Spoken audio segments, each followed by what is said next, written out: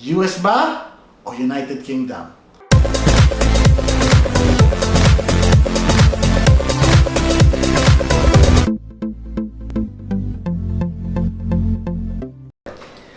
My name is Glenn Cabero. I am from San Fernando, La Union, Philippines. 10 years na ako dito sa UK. I arrived 2009 with 23 other nurses. So, 4 years na ako nag-work sa London, and then I moved to the States, and then I decided to come back here. So Glenn, can you tell us about yung process ng registration mo sa US saka sa UK? Particularly yung timeline, may pagkakaiba ba? Ano yung mas matagal? I was still in the Philippines nung nag-take ako ng NCLEX. So I passed the NCLEX in 2008, and then I applied to work as a nurse in the UK, in the United States. Pero because of recession that time, so tumagal yung process yung application ko. I must say na mas mahal ang nagastos ko when I was trying to get registration sa US. Yung NCLEX, mas mahirap syempre, mas may exam doon. Tapos mas mas mabusisi ang process nila. And then habang naghihintay ako ng result ng application ko sa US, nagkaroon ako ng opportunity na makapunta sa UK. So I must say na mas mabilis yung process. Kumbaga, it took me about 6 months in total. Pagdating from the time na nag-apply ako, nagpa-interview, up to the time na nakarating ako dito. Mas straightforward ang NMC registration process. Mas mura, pero yun nga, sabi ko, mas naging familiar kasi ako sa US process before. Siyempre yung exams and all that. Pero may kukumpara ko na mas maganda yung, mas systematic yung sa NMC registration. Kasi syempre guided kami noon ng agent namin. And on top of that, sabi ko, hindi ako gumastos ng mas malaki. Hindi ako nag-review. So, pagdating ko dito with my friends, nagkaroon lang kami ng parang bridging program with the university. Nagkaroon kami ng mga portfolios, pumasok kami sa university, tapos we were assisted by the hospital staff, by the education team, hanggang sa maibigay sa amin yung license to work as nurses in the UK. Okay, sa US naman, nung nakuha ko yung result ng NCLEX, hindi automatic yun na binigyan ako ng license kasi I took the California NCLEX exams. So magkakaroon lang ako ng license kapag nakakuha ako ng social security number. And then, okay, fast forward, in 2017, pumunta ako ng United States, pero hindi pa rin sa California. So pumunta muna ako ng Tennessee, ng Arizona. So nag-reciprocate na lang ako eventually sa California. So nakuha ko yung license ko sa California after 10 years. Kasi nakapasa ako ng NCLEX RN sa California. And then nakuha ko yung license ko to 2018. Nung nagkaroon ako nung nag-reciprocate ko yung license ko from Arizona to California. Mas matagal ang process. Sobrang tagal. Okay lang ba? Pag-usapan din natin about yung sahod. Can you give us yung mga ranges, if ever? And how does that affect your lifestyle kung may comparison din? So, dumating ako dito 10 years ago, entry level yung sahod ko. Which means, hindi na ako binayaran as a professional nurse kaagad until makuha ko yung license ko as a nurse. So, nung natanggap ko yon, ang salary ko was ranging about, sige, sabihin natin 1,700 pounds a month. Okay? So, 10 years ago yon. Tapos habang tumatagal, meron kasi kaming tinatawag dito na parang agenda for change, yung pattern. As every year tumataas yon as you climb up the ladder ng position mo as a nurse. So sa ngayon, nung lumipat ako ng London, yung average, yung salary range na yun, tumaas. Bakit? Dinagdagan nilang high cost area allowance. So parang average as a junior nurse, nasa around yung 2,500 pounds per month.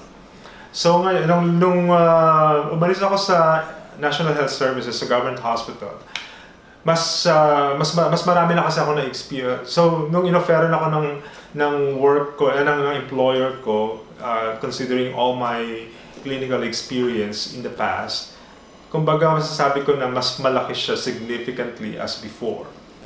Now, nung pumunta ako sa United States, kinount nila yung number of years of experience ko sa nurse, and that's where they patterned yung salary offer sa akin per hour. So, naswertehan ko yung agency na nag-recruit sa akin kasi hindi nila ako binigyan ng minimum regardless of, may mga agencies kasi na pag in-offeran ka nila, regardless of how many years of experience meron ka, ito yung bibigay sa'yo, ito lang. So, good thing yung agency na nag-recruit sa akin was okay. Dahil nag-work ako sa ICU sa America, so yung rate ko is higher by around $2 per hour. So, nag-range yun. And then, I must say na sa pinuntahan kong area na lugar, ka-level ko ng sweldo ko as an agency nurse, yung level ng sweldo ng mga nurses nila, kahit regular sila. Because, sabi ko nga, kinonsider nila yung number of years of experience ko. Okay, masasabi ko na mas malaki yung sweldo sa Amerika, lalo kapag hindi ka nakatayo sa agency. Dahil pwede kang mag-demand, pwede kang maki-bargain. Although, ang napansin ko doon, mas maraming nurses na nagkakaroon ng extra, ng second job, third job. Dahil unang-una, syempre, dahil sa sobrang dami ng gastos nila. And also, syempre, mas inspiring na mag-work ka doon, mag-work ka for the money. Yan yung difference ng United States and the United Kingdom. You earn a lot sa United States, pero you earn less sa United Kingdom, pero yung balance ng life is something na pwede kong masasabi na mas kailangan natin consider in the past. I mean, in the future. Okay, let's talk about benefits. Meron bang difference and meron bang particular advantage ng one over the other? Okay, pagdating sa social benefits, masasabi ko na ang United Kingdom mas maganda yung offer niya.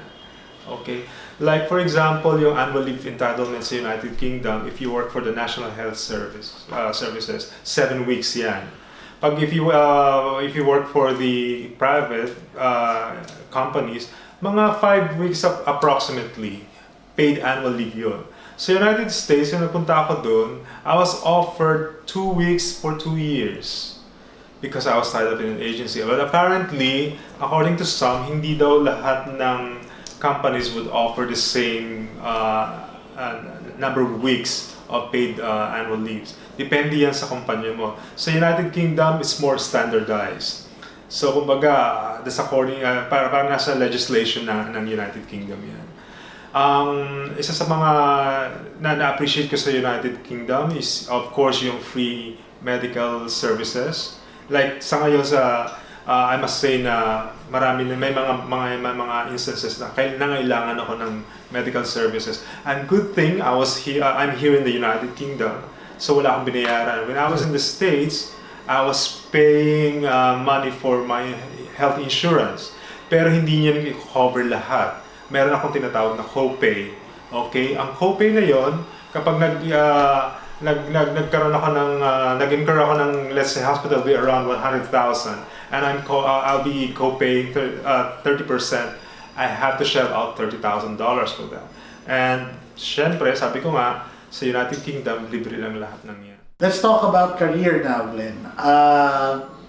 Meron bang, ano ba sa bansang to, US or UK, ang mas maganda ang career progression? At ano yung pwede nilang puntahan? Masasabi ko na ang career progression sa United States is mas marami kang options. Yung pamimilian mo na fields of specialization as a nurse. Okay. And doon habang nag-aaral ka, pag masipag ka mag-aral, masipag kang further ng iyong ng mga qualifications mo. So marami kang qualifications, mas malaking sweldo mo, mas mapopromote ka sa mas matataas na posisyon. Sa United Kingdom, meron din naman kaming mga career progression na tinatawag. Pero hindi siya kasing wide, kasing dami ng mga makukuha mo pag nasa United States ka. Mas limited yung options sa United Kingdom. Yun ang gusto kong sabihin. Pero sa United Kingdom, maraming hospitals na mag-sponsor sa'yo sa mga studies and career progression mo, and you don't need to pay them back. Depende kung ano yung, kung gaano ka nakatagal sa ospital. Obviously, kailangan mong makipag-negotiate sa mga boss mo. Now, any last words, Glenn, for our viewers out there na nangangarap pumunta sa Amerika at nangangarap din or nalilito kung pupunta pa sila ng United Kingdom, ano masasabi mo sa kanila? Pinangarap kong pumunta ng Amerika initially. Tapos, nagkaroon ako ng opportunity. Habang naghihintay ako, nagkaroon ako ng opportunity to come to the UK. So, nagkaroon ako ng chance na mabuhay dito, magkaroon ng ma-acquire ng British citizenship until I had this opportunity to move to the United States. And then I tried that. And then I realized na parang mas gusto kong, parang mas nag-work sa akin ang buhay sa UK. I mean, ang sinasabi ko is, hindi lahat ng bagay na applicable sa akin ay magiging applicable to anyone. Yung mga nangangarap na pumunta ng Amerika, from the Philippines or from the UK, yung mga nandito na sa UK, go for it because that's what I did. And then napatunayan ko na ano ba talagang mas gusto ko, ano ba mas priority ko sa buhay. At the end of the day, pwedeng yung opinion ko will matter to anyone or may mga experience na may share ng ibang tao sa atin. Pero at the end of the day, it's still our decision to make na kung ano yung mas makakabuti para sa atin. There's no harm in trying. Ang gusto kong sabihin, kung gusto niyo pumunta ng America, go for it. Follow your heart, follow your dreams. At because pwede mong sabihin in the end na wala kang pinagsisisihan. So thank you for watching Manong George for another episode here. Just remember, Manong knows!